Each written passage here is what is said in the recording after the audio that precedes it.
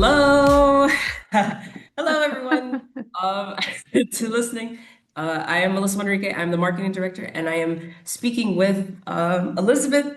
Would you like to introduce yourself and kind of who you are? Oh, yeah. I'm Elizabeth Castagna. I like starting with human. And I teach the Alexander technique. I'm also a visual artist and I do craniosacral therapy and energy healing work. And I'm a mom. Yeah, so beautiful. So you'll be doing the Alexander Technique workshop that we have going on. It's called A Human's Guide for Coming Back to Yourself, and you'll be coming to Wild Heart February 21st. How exciting, and thank you. I just want to say I love the title, A Human's Guide for Coming Back to Yourself. So I was just curious on kind of how you settled on this specific title for your workshop. No, it's a great question. So if we think about animals, like if you imagine a deer that's being chased, and when the deer has its adrenaline going and it's running, it knows it's not safe.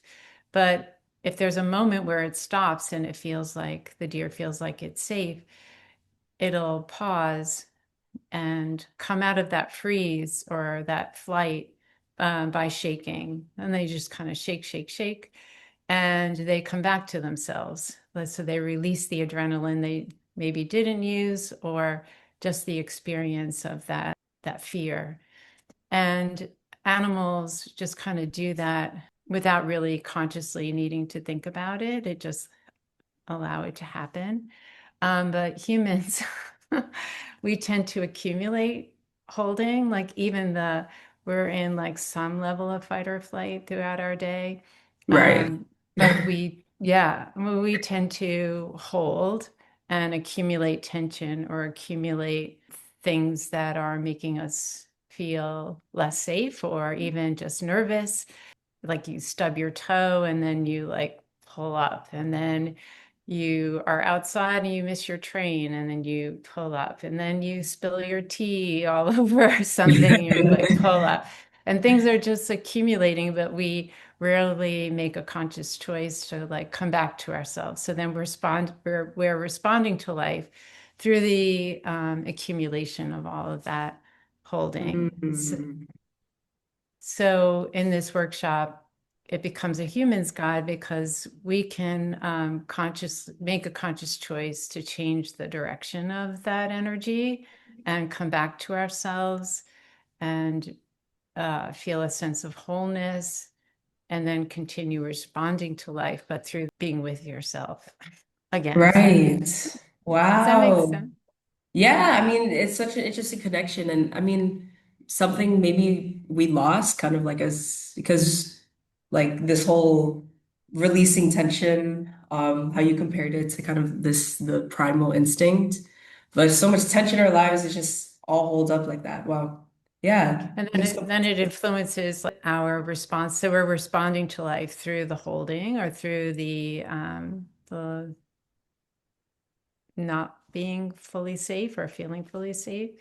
right. And I think when you said we maybe forgot, that's a really great point. And I don't know how this was proven, but I did hear that like when we were cave people and we were being chased and Um, we became safe, there was a period where you kind of go back and you would just sleep for hours, like just letting your nervous system come back to yourself and like, oh, yeah. I am safe now, and then go about your day.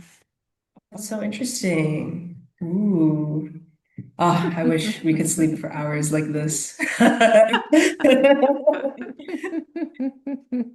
So this is an Alexander technique class. And for I guess people that don't exactly know where this comes from, what is the Alexander technique? Yeah, it's a great question. It really looks at like how you do the things you do in your life, which is as important as doing them. So the Alexander technique was discovered by F.M. Alexander a little over 100 years ago. So Hmm. it's been around for a while. And I always see it as like a way to get to know yourself better.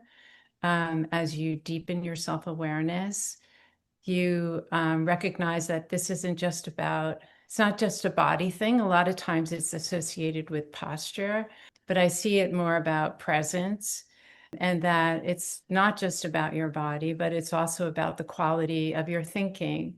It's about your sensory awareness. It's about your emotions, and it's about your environment and how they are all related to each other and affect each other, and how to kind of allow yourself to feel more whole and unified in your response to life. So you learn about your habits, like what are your tendencies. You learn how to pause and make a new choice about how you're going to respond to a situation with less interference and with more ease and more freedom. The freedom shows up in your body, but also in the quality of your thoughts. So Mm. your actions and your thinking have a sense of freedom. So that making sense? Yeah. Wow. And how did you come across kind of this specific type of work? Oh, it's interesting. I haven't heard anyone come across this work the way I did. I was I was wanting to become pregnant, and it was taking a while. And I Uh-huh. was going down the path of like so much fear and worry, and like not knowing what was going on. And a friend of mine who was a dancer said, go to Chloe. She was my teacher, Chloe Wing. She Yeah. goes, go to Chloe, she'll get you pregnant. And I was like, oh, at that point, I was like, I don't know what Alexander technique is. I don't care what it is. I'm just gonna go. And the first thing, she had me lay on the floor, knees up, feet on the floor in constructive rest. And she sat down next to me on the floor, and she just said to me, so Elizabeth, what's it like in there? And I was like, in where? And she placed her hand on my solar plexus, my belly. She was like, in here. What's it like in Oh. here? What temperature is it? What color? And I was like, where? Here? Oh my gosh. And began to realize like my body was telling me so many things. Mm. I was relying on numbers outside of myself. I was relying on all of these things outside of myself, but that my body had something to say. And it really helped me come out of the fear. Wow. And more into the process. She said, Elizabeth, we can't plant a seed just anywhere. Like you can't just put it in the corner of the room and expect it to grow. We just got to take care of the environment, and then we'll see, which is such an important piece of this because, yes, I wanted to become pregnant, but like how I went about that mattered as much as becoming pregnant or not. And I realized along the way that I would never lose that I wanted to have a child, but I was learning that the process, if I was with the process of it, so much more was unfolding that I didn't even know was there for me to receive. And that I became like, I just trusted that this was going to take me wherever it did, which was a lot because it also meant sort of letting go of wanting to have a child. Not in Mm-hmm. that I would ever forget it, but I couldn't hold on to it so tight. And in the Alexander technique, it's called end gaining, where you're so focused on the goal that you're just pushing you don't realize like how you're doing it. Um, Mm. and the quality of how you do something supports the quality of the outcome. So it really helped me so much, and it allowed me to be as sensitive as I am, which is another thing. It's like we all have these affinities, like we all have these special qualities that are sometimes not always validated, like you're too sensitive, you feel too much, you move too much, you Mm, talk too much, but it's really that you're if anyone's telling you you're too much, they're not your people. Like it's right. thank God you're sensitive as you are. Thank goodness you feel all you feel Yeah. because we need that. And so to be in a space where I began to feel safe, where I could take care of myself, stay with Hmm. myself, even Wow. in the presence of people or situations that would make me shrink or become smaller or take up less space. So, Right. That is um, so beautiful and so powerful. Like, what an amazing journey. oh, thank you. Thank you. And that's how I became a teacher because I just love it so much. And I'm extremely grateful for it in my life and Yeah. grateful for the people I get to work with or just to be present for.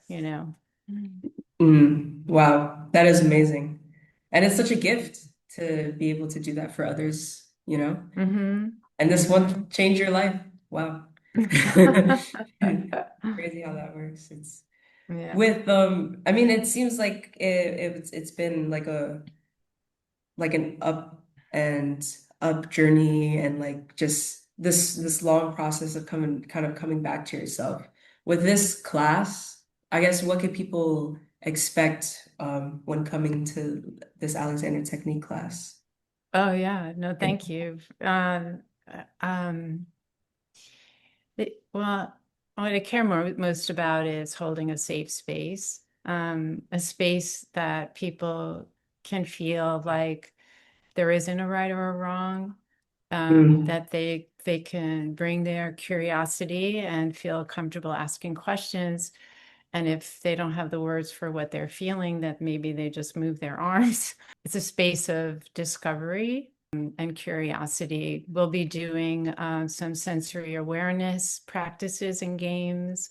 We'll be learning through body mapping, which really helps you to understand where everything is in your body and how sometimes that understanding really helps your movement quality or your sense of safety and ease in yourself. We'll be doing, let's see, awareness games, body body mapping, mapping.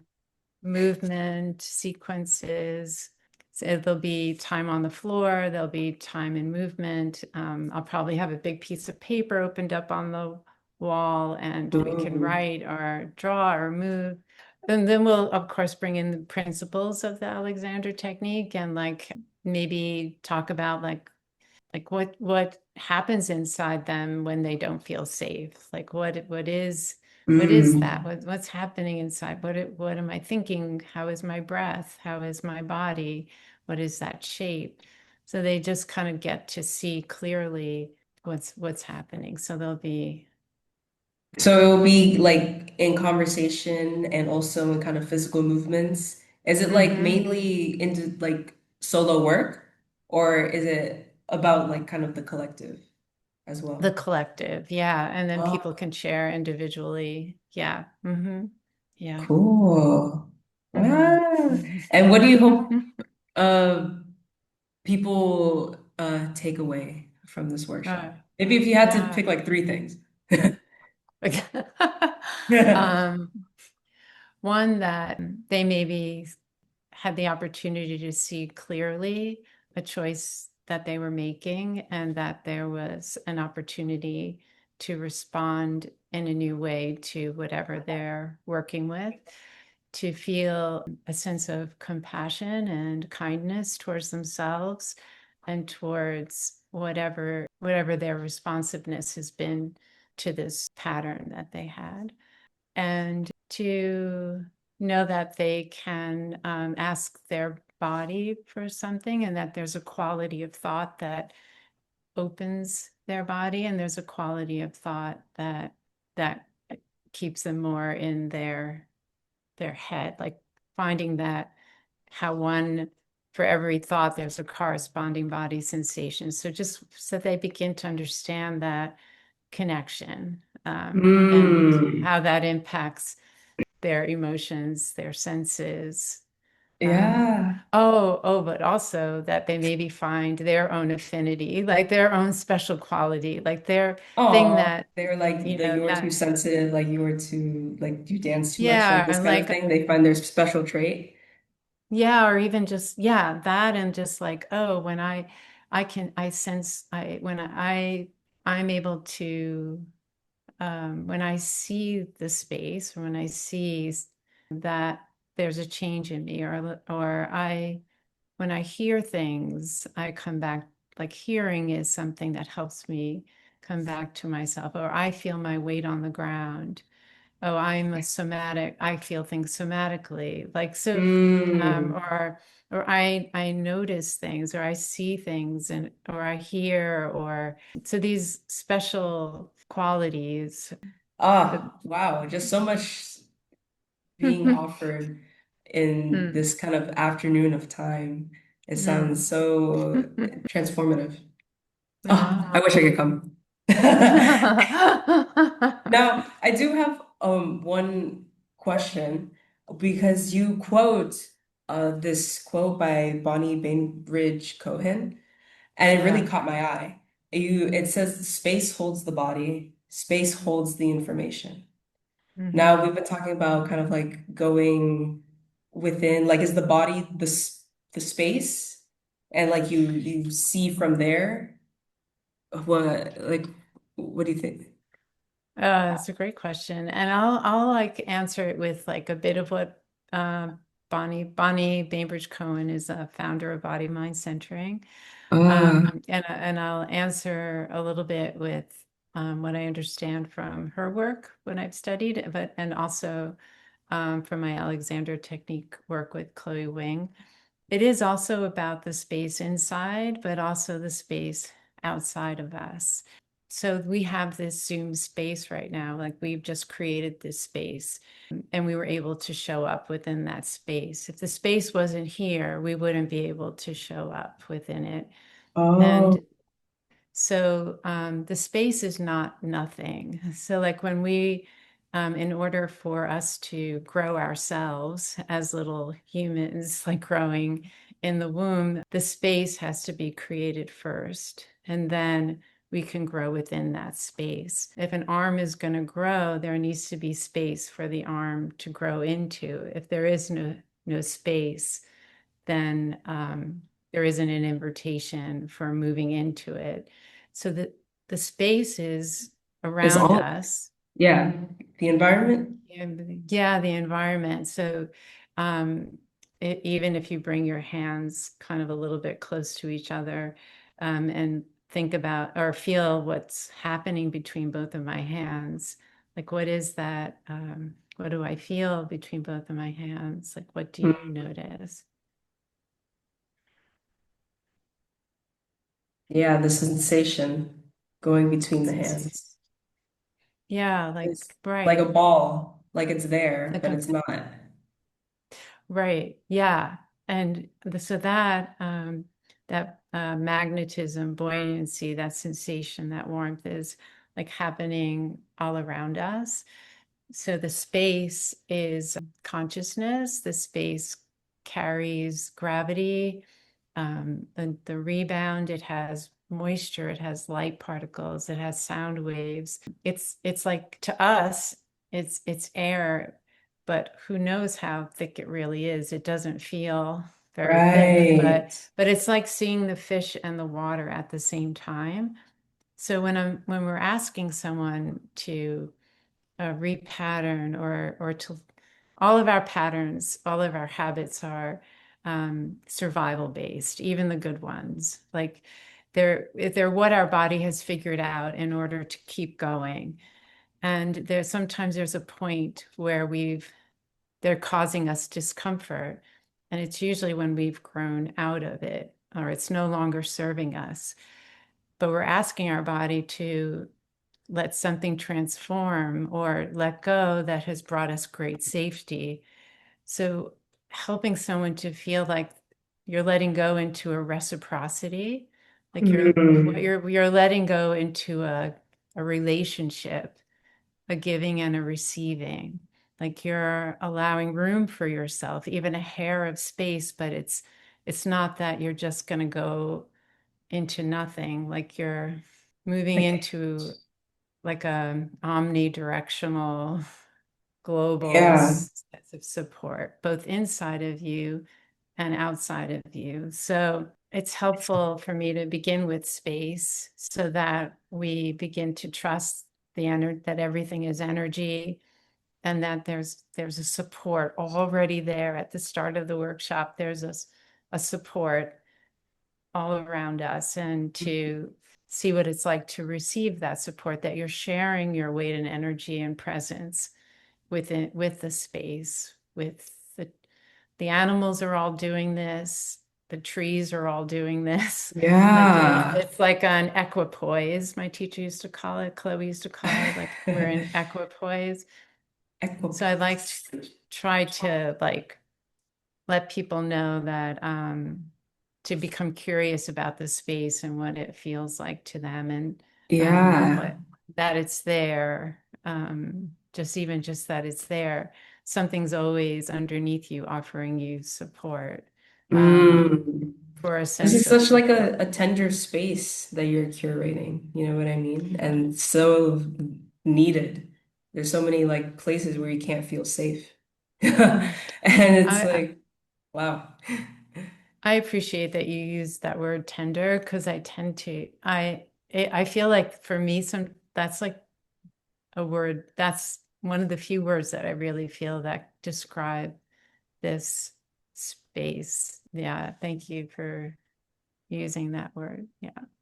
Yeah, thank you. Do you have any final thoughts about anything you want to share or not? Well, I just want to thank you so much for creating this space for us, and your energy and your energy and your presence and your movement. And it's been a great support to me Thank because you for all the wisdom. Like you're so smart and kind of and understandable and being able to articulate something that is so needed uh, and well. So thank you for such a great speaking time. thank Yeah. you. And when you thank me, you thank my teachers too. So I'm holding space for them and Grateful for thanking all the wonderful them. teachers. Jen- And you're able to catch Elizabeth on February 21st at Wild Heart, A Human's Guide for Coming Back to Yourself. Woo! You guys gotta come. Yay. Yeah. Well, Elizabeth, thank you so much Yeah, for your thank you, words. And Melissa. yeah, see you at Wild Heart. Okay, thank you. Bye, Melissa. Thank you so much.